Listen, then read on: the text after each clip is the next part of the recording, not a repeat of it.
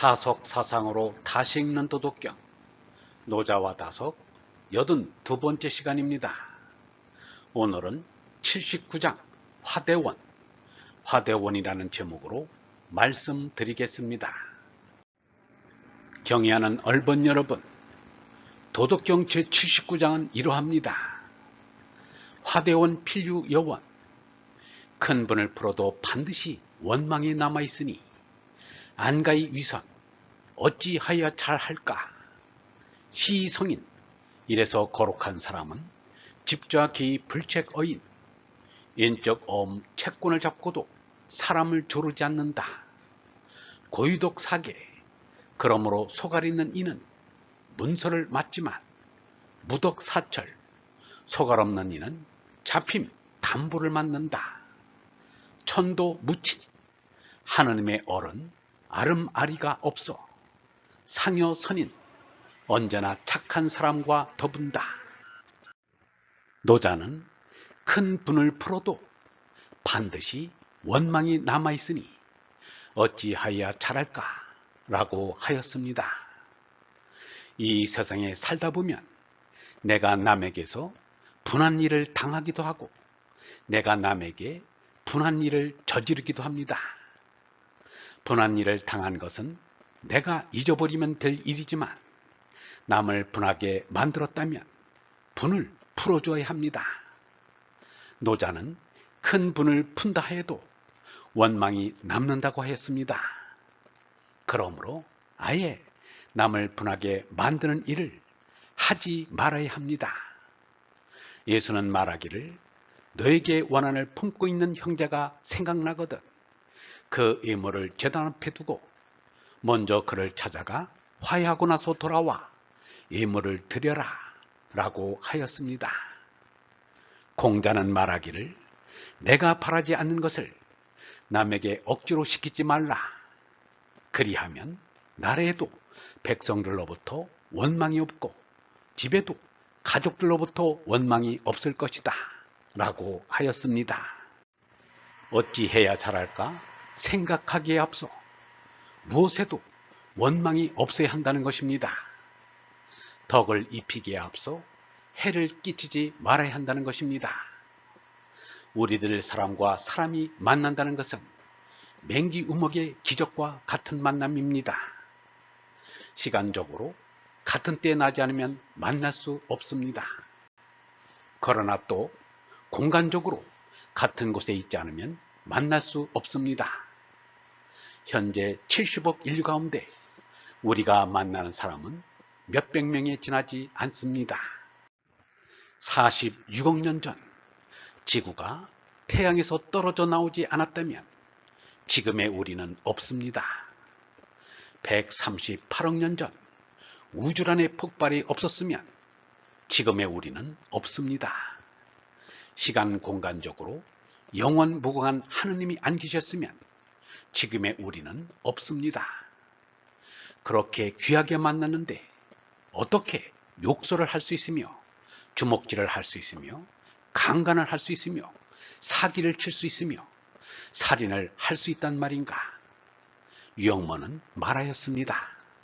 선은 무조건 선이다. 무조건적인 선이 아니면 그것은 악이 된다. 악은 치워버려야 한다. 천만 번 손해를 입고 실패를 당해도 그리고 기어이 죽임을 당해도 미워하지 않는 것이 선이며 사랑의 극치이다. 노자는 사람 사이에 가장 복잡한 관계를 만들어내는 재화에 대해서 말하고 있습니다. 재화를 빌려준 채권자가 되었을지라도 차진하여 갚기를 기다릴지언정 억지로 조르지 않는다는 것입니다. 무리하게 빚독촉을 하다가 채무자에게 살해를 당하는 일이 드물지 않습니다. 돈 거래를 하다가 의를 상하는 일이 수없이 많습니다. 그래서 아는 사이에는 돈 거래를 하지 말라는 말까지 있습니다. 유엔총회 인도 대표를 역임한 인도의 정체가 메논의 이야기입니다.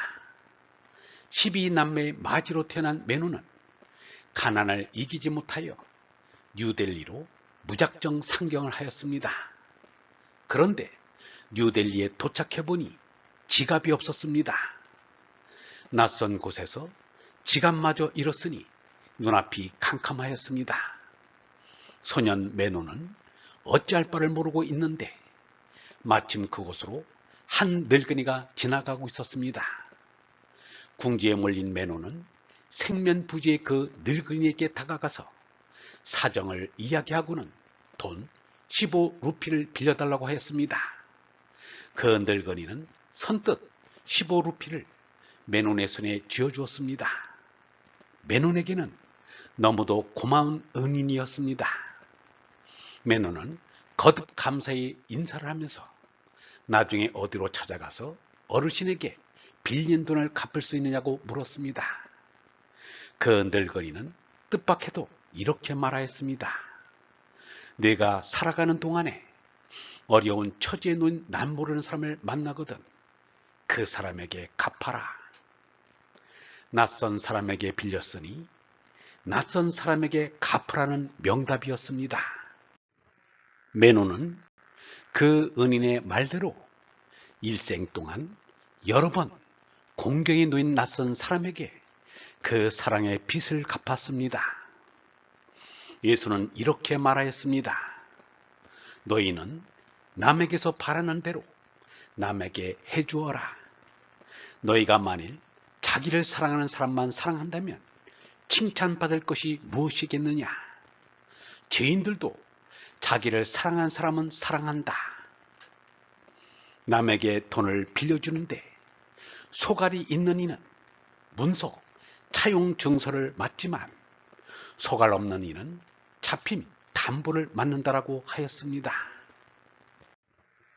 유덕의 사람인 유영모가 남에게 돈 빌려준 이야기는 이렇습니다. 이 사람은 돈이라고는 없는 사람이다.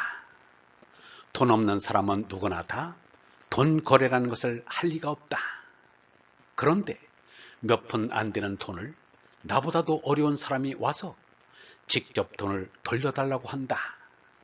그때 없으면 할 수 없지만 있으면 돌려준다. 갚는 기한을 정한다. 그러면 빌리는 사람이 이자를 묻는다. 그러면 이자 대신에 그 기한만큼 담배를 끊으라고 한다. 이러한 일은 몇 번 없는 일이지만 이것을 들어마치는 사람은 생전에 한 번밖에 못 봤다. 물자라는 것은 그저 너무 내주는 것은 아니라고 생각한다. 무조건으로 주는 것은 결과로 보아서 그것밖에 안 된다. 내 생각에는 반드시 조건 하나 붙이면 좋을 것 같다. 세상에서 조건처럼 무서운 것은 없다. 그러나 대동 조건이라고 할 것 같으면 받겠다. 사람으로 태어나서 너무 남에게 바라서는 안 된다. 우리가 대동으로 돌아가려는 이 땅에서 그러한 무책임한 도움이라면 차라리 굶더라도 이것을 사절하는 것이 오히려 대동정의로 사는 것이다. 소갈이 없는 사람은 담보물을 차업이라도 하여 경매에 붙이려고 합니다. 톨스토이가 추천한 레스코프의 단편소설 성탄절 밤에 이런 이야기가 있습니다. 어떤 이가 가죽 점퍼를 맞췄다가 돈을 떼이자 그 가죽 점퍼 재단사를 고발하여 3개월 징역을 살게 하였습니다. 그런데 재단사의 가족은 방세가 밀려 쫓겨날 정도로 사정이 어려웠습니다. 그러자 고발한 사람은 방세를 대신 내주고 양식까지 사주었습니다. 그런데도 재단사의 아내는 남편을 교도소에 보낸 이 사람을 원망하였습니다. 당신 때문에 남편이 징역살이를 하고 있으니 모든 것을 책임지라는 태도였습니다. 그래서 그 사람이 차라리 재단사를 용서하고 고발하지 않을 것을 잘못하였다며 후회하더라는 이야기입니다.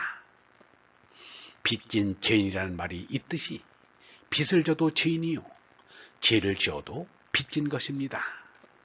예수는 너희가 하나님께 큰 빚을 졌으니 너에게 빚진 사람들의 적은 빚을 무조건 탕감해주라고 하였습니다. 요즘 사람들은 법정을 이용하고 변호사를 고용하면 문화인이 된다고 착각을 하는 모양입니다.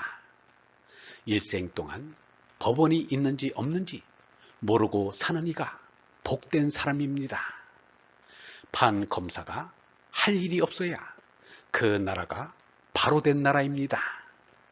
공자가 이르기를 송사 이야기를 듣는 것은 내 사람들과 같으나 반드시 송사를 없게 해야 한다 라고 하였습니다. 하느님의 얼은 아름아리가 없어 언제나 착한 사람과 더분다 라는 말은 유천무친 극경 유친과 같은 말입니다. 서로가 영향을 받았는지 독립적인지는 알 수 없습니다. 우리나라에서 기독교와 불교, 힌두만도 총 인구의 반이 넘는다는데 몇 사람이나 그 마음에 하느님의 얼을 품고 다니는지 모를 일입니다. 얼나를 깨닫지 못한 이는 아직 올바른 신앙생활을 하고 있는 것이 아닙니다. 진리파지가 신앙생활입니다. 얼번 여러분, 내가 꺼리는 것을 남에게 해서는 안 됩니다. 만약 남에게 원망이 되는 일을 하였다면 하던 일을 멈추고 달려가 그 원한을 풀어주고 화해해야 합니다. 그리고 이웃에게 어찌해야 잘할까 생각하기에 앞서 해를 끼치지 말아야 합니다. 무조건적인 선이 아니면 그것은 때로는 악이 됩니다. 영성신학원 다석아카데미의 하늘소리였습니다.